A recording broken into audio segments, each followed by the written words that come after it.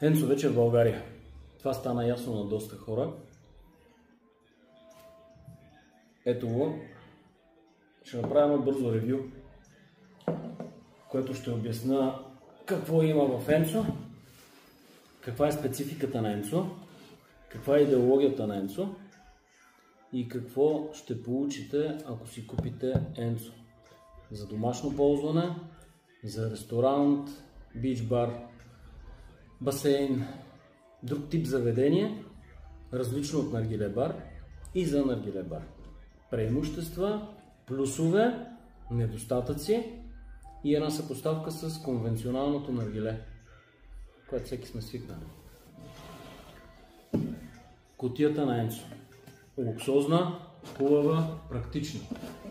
Отваряме я и ето го Енцо наргиле. Електронно наргиле, последно поколение, топ качество. Изваждам наргилето и започвам да разказвам какво има вътре в кутията.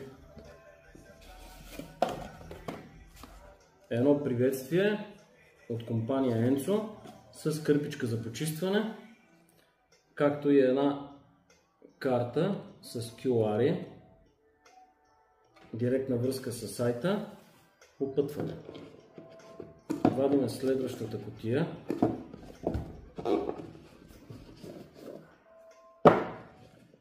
И продължаваме. Още една карта с обяснение. Какво имаме тук? Имаме 10 на брой еднократни чашки. Чашки направени от алуминий за еднократно ползване. 10 броя. Имаме комплект за почистване на чашките. Много готина четка. Смисълът е при многократните чашки, ето ги тук, след всяко ползване с четката вкарваме вътре, въртиме, изплакваме и сме готови за следващо ползване.